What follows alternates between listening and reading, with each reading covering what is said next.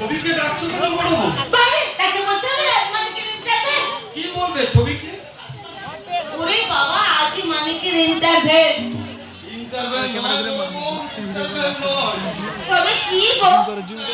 আরে বাবা ওই হলো ইন্টারভিউ আর ইন্টারভেন একই কথা। কেন শুনলে শুনলে খুব খুশি হবে। আরে কেন কি গো? আরে পাড়ার কথা জানো ঠিক কিন্তু স্কুলে পড়ার ক্লাস দাদা তুমি তো জানো না জানো?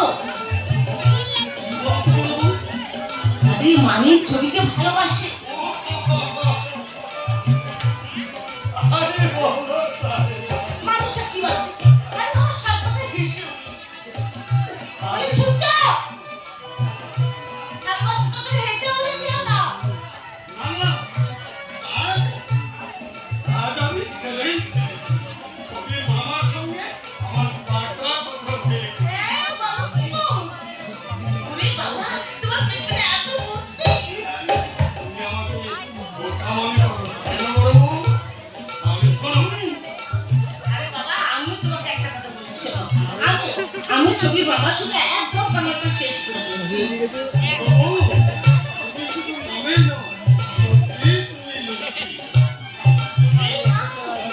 এই কথা শুনে পাড়ার লোকে কি বলবে বলো তো?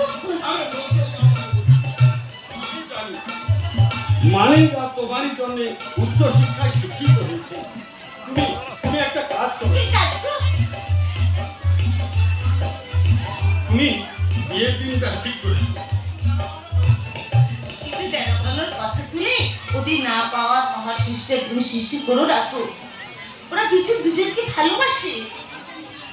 আমি বলে দিয়েছি কিচ্ছু চাই না। হ্যাঁ আমি বলেছি কিচ্ছু দিতে হবে না শুধু দুটো জিনিস দিলেই চলবে। কি শাখা আর সিঁদুর। এ বিয়ে আমি দেবো। আমি যাবো। তোমার কোথায় হবে? না হবে না কেন?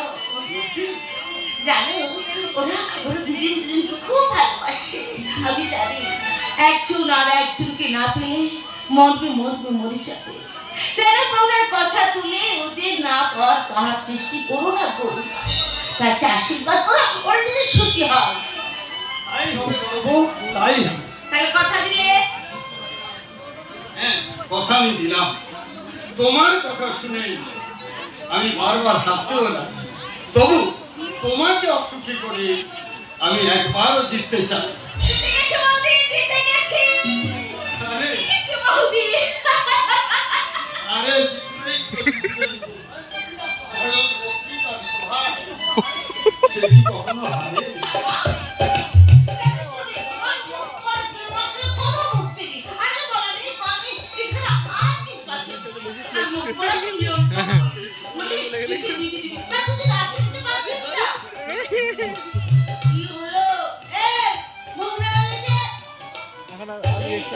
রিয়াকে মাঝে দেখাই চুপ করো।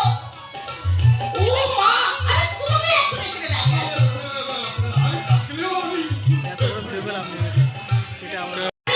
আমি বলেছিলাম এই হিরো দেখ টাকাও তো দূরের কথা 10টা পয়সাও কেউ দিল না দাদা।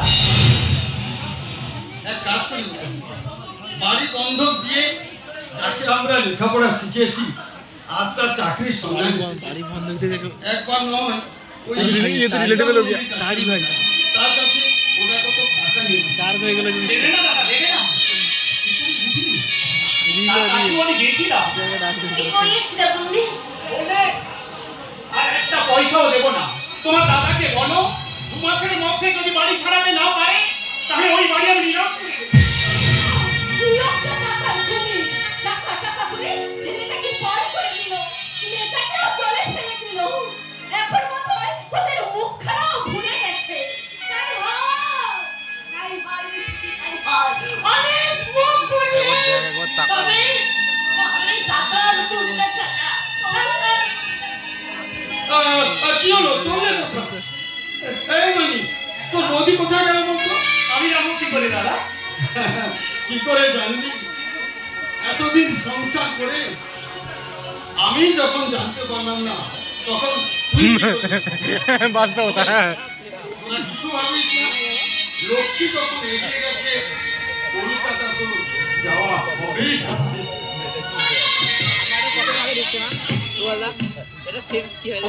দশ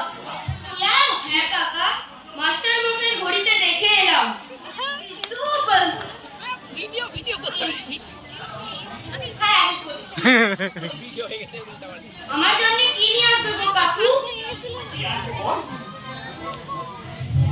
একটি স্লেট, দুটি পেন্সিল, ছবি ছড়ার বই। এনো কাকু, তাতে আছে গাম চিজ, লজেন্স, বিস্কুট, টাটকা ডালমুখ, রামতা মোড়া বরফি, আতশবাজি। এনো কাকু, পূর্বে বনবন চরকি।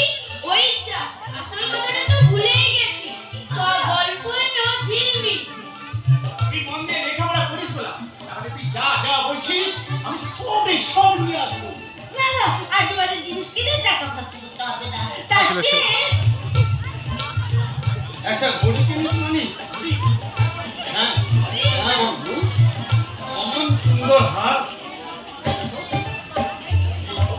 এই এমন সুন্দর হাত, আর ঘড়ি না হলে তো হয় না। তাছাড়া ওর কিছু পোশাক আশাক চেনা দরকার।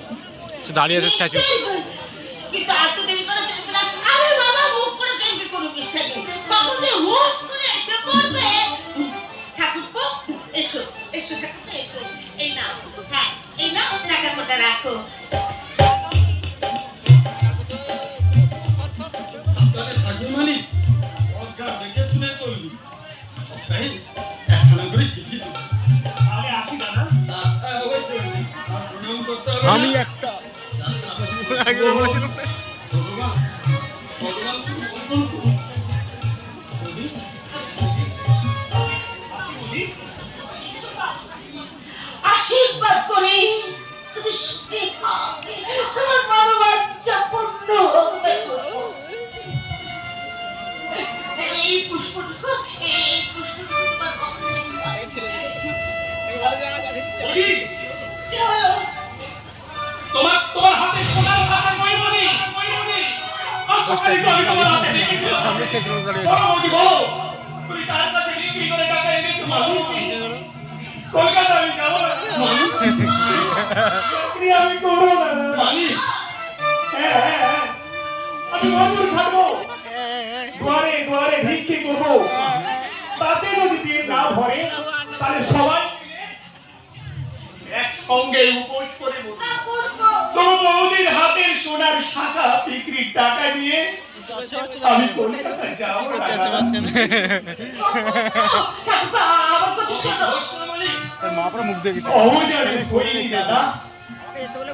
শোনো, শোনো ঠাকুরপো, আমার একটা কথা শোনো।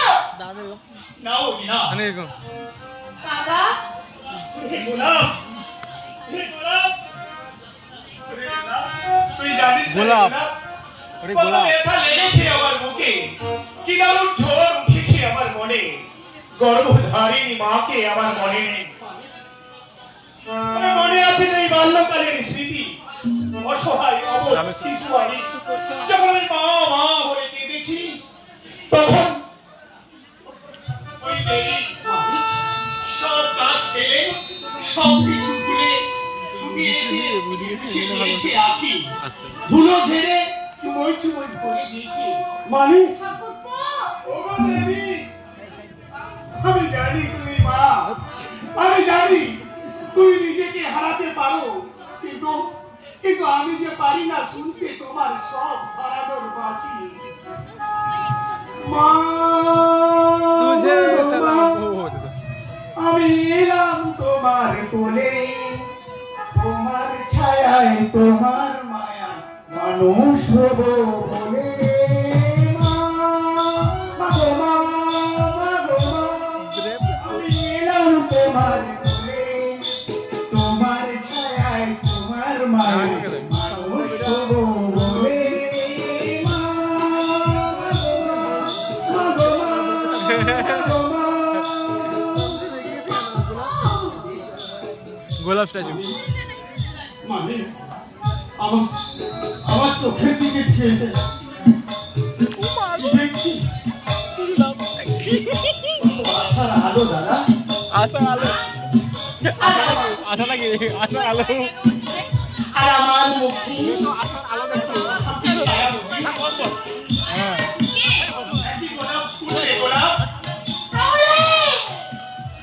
আর ভুল করো না ভাই।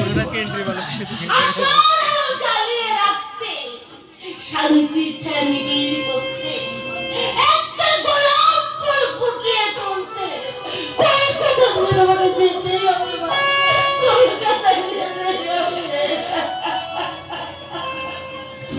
তাই যাচ্ছি বলি, তাই যাচ্ছি। কান ধরে তবে যাওয়ার সময় বলে যাচ্ছি, চাকরি যদি হয়, দেখি যদি অন্ধকারের আলো, তাহলে প্রথম মাসের মাইনের টাকা দিয়ে আমি আবার ঘড়ি কিনবো না, প্যান্ট শার্টও কিনবো না, শাড়ি কিনে আনবো দাদার ছড়ি আর গোলাপের খেলনার ঝাঁটা আর বৌদির হাতে হারিয়ে যাওয়া সোনার শাখা।